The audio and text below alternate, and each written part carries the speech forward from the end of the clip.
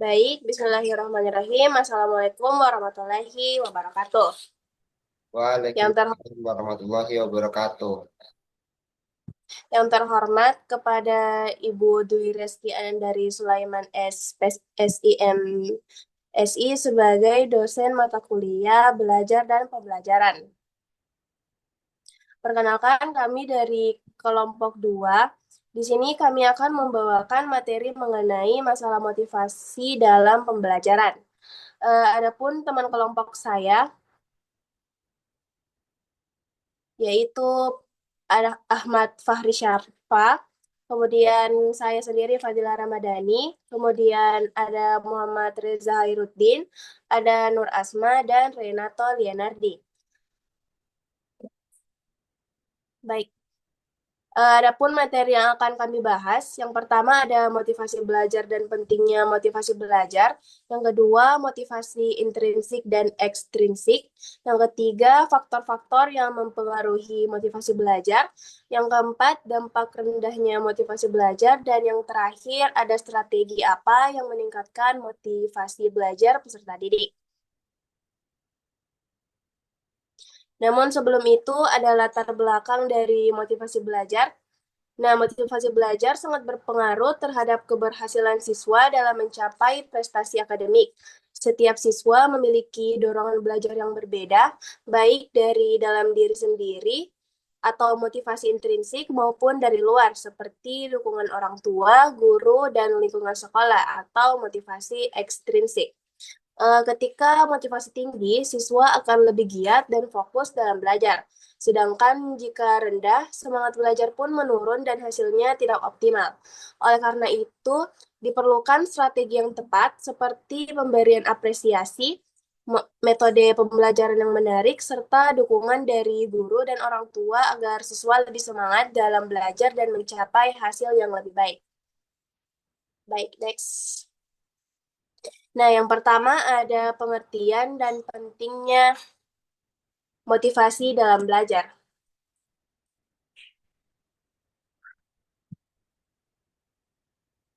Nah, motivasi belajar adalah dorongan dalam diri seseorang untuk semangat dalam belajar dan mencapai tujuan tertentu.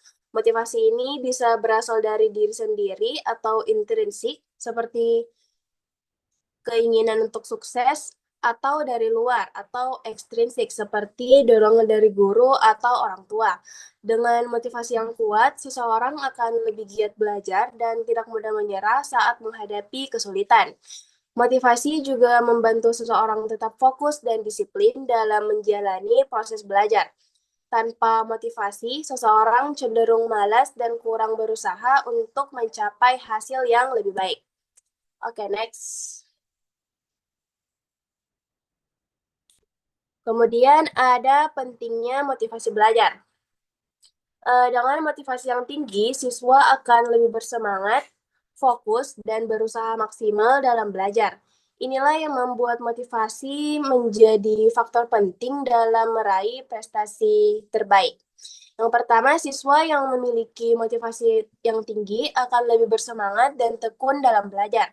Kemudian, motivasi yang kuat akan membuat seseorang lebih fokus dan berusaha lebih keras dalam memahami materi. Kemudian, dengan motivasi yang baik, peserta didik akan terus berusaha meningkatkan hasil belajarnya. Kemudian, motivasi yang rendah dapat menyebabkan kurangnya keinginan untuk belajar yang berdampak pada prestasi yang menurun. Kemudian, siswa yang termotivasi cenderung memiliki inisiatif untuk belajar tanpa harus diarahkan oleh guru atau orang tua. Selanjutnya ada motivasi intrinsik dan motivasi ekstrinsik yang akan dibawakan oleh Muhammad Reza Hairuddin. Kepada Saudara Reza, dipersilakan.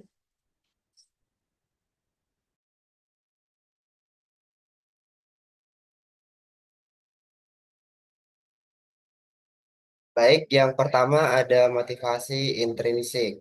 Motivasi intrinsik adalah dorongan yang berasal dari dalam diri seseorang untuk melakukan sesuatu karena merasa senang, tertarik, atau menganggap aktivitas tersebut bermakna. Motivasi ini tidak tergantung pada hadiah, tekanan, atau pengaruh dari luar, tetapi lebih kepada kepuasan pribadi. Sebagai contoh, seorang siswa yang belajar dengan tekun karena ia menikmati proses pembelajaran dan merasa puas dengan pengetahuan yang diperolehnya, menunjukkan motivasi intrinsik. Hal ini berbeda dengan siswa yang belajar hanya karena ingin mendapatkan nilai tinggi atau hadiah dari orang tua.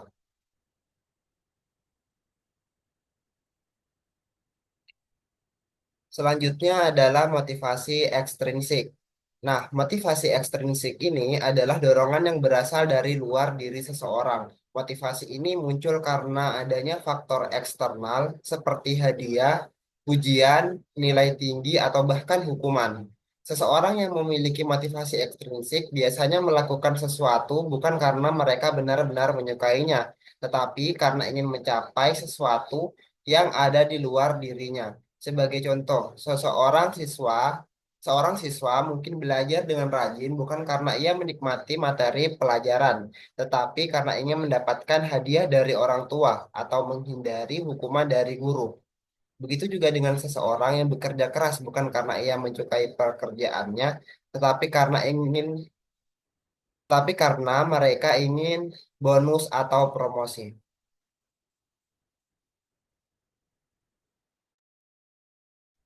Baik, selanjutnya ada faktor yang mempengaruhi motivasi belajar yang akan dibawakan oleh Nur Asma. Kepada saudari Nur Asma, dipersilahkan. Baik, yang ketiga ada faktor yang mempengaruhi motivasi belajar.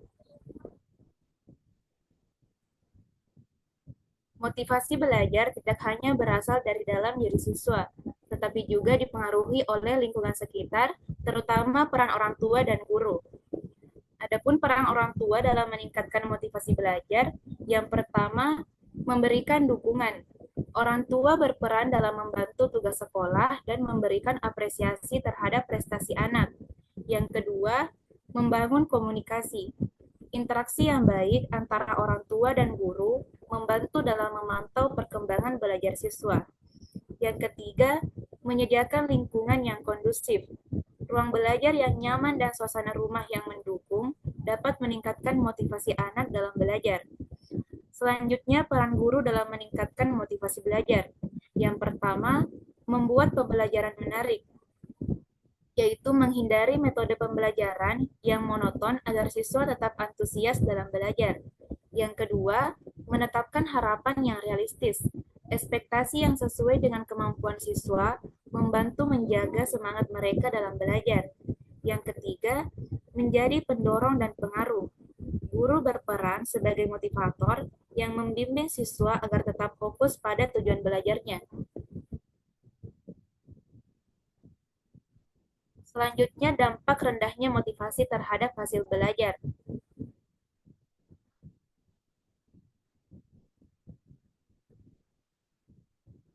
Dampak rendahnya motivasi terhadap hasil belajar dapat dipengaruhi oleh beberapa faktor, seperti minat, bakat, motivasi, dan konsentrasi. Minat yang tinggi membuat seseorang lebih bersemangat dan terlibat dalam proses belajar. Minat belajar bisa muncul karena berbagai alasan, seperti keinginan untuk sukses dan mendapatkan pekerjaan yang baik. Bakat adalah kemampuan seseorang yang dapat berkembang melalui proses belajar dan latihan. Siswa yang belajar sesuai dengan bakatnya cenderung lebih mudah memahami dan menikmati pelajaran. Motivasi adalah dorongan dari dalam diri maupun faktor luar yang membuat seseorang ingin belajar. Selanjutnya, konsentrasi adalah kemampuan untuk fokus pada proses belajar. Motivasi yang kuat membantu seseorang tetap fokus dalam belajar. Adapun pengaruh lingkungan keluarga terhadap hasil belajar. Yang pertama, cara orang tua mendidik anak. Orang tua yang peduli dengan pendidikan anak akan membantu meningkatkan hasil belajarnya. Yang kedua, hubungan antara anggota keluarga. Jika hubungan dalam keluarga penuh konflik, anak bisa kehilangan fokus dan semangat belajar. Yang ketiga, suasana rumah. Lingkungan rumah yang tenang dan nyaman mendukung konsentrasi anak dalam belajar. Pertengkaran dan ketegangan dalam rumah bisa membuat anak tidak betah dan sulit belajar. Selanjutnya, pengaruh lingkungan sekolah terhadap hasil belajar, yaitu metode mengajar yang menarik membuat siswa lebih semangat belajar. Guru yang kurang mempersiapkan materi dan tidak memiliki cara mengajar yang baik bisa menurunkan minat belajar siswa. Yang terakhir, sikap guru terhadap siswa juga mempengaruhi motivasi mereka dalam belajar.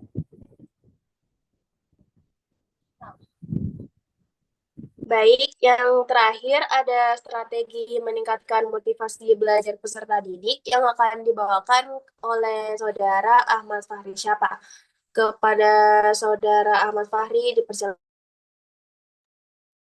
Baik, strategi meningkatkan motivasi belajar peserta didik ada beberapa, yaitu motivasi belajar sangat penting untuk mendukung keberhasilan akademik peserta didik dengan strategi yang tepat seperti pemberian reward, suasana belajar yang nyaman, dan dukungan orang tua. Semangat belajar dapat meningkat.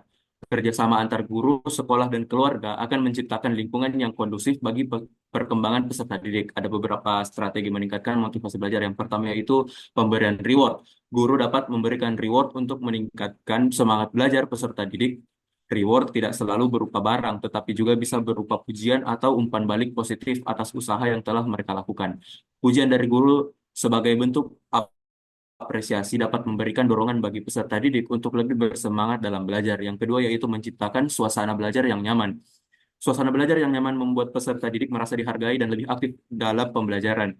Cara menciptakan suasana belajar yang baik meliputi penggunaan metode pembelajaran yang menarik, media belajar yang variatif, serta kegiatan belajar yang tidak hanya bersifat individu, tetapi juga berkelompok dengan interaksi bersama teman sebaya. Peserta didik merasa lebih dihargai dan termotivasi. Yang terakhir yaitu guru bekerja sama dengan orang tua.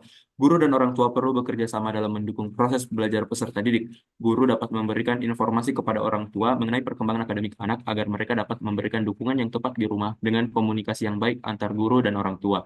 Peserta didik akan merasa lebih diperhatikan dan termotivasi untuk belajar lebih giat.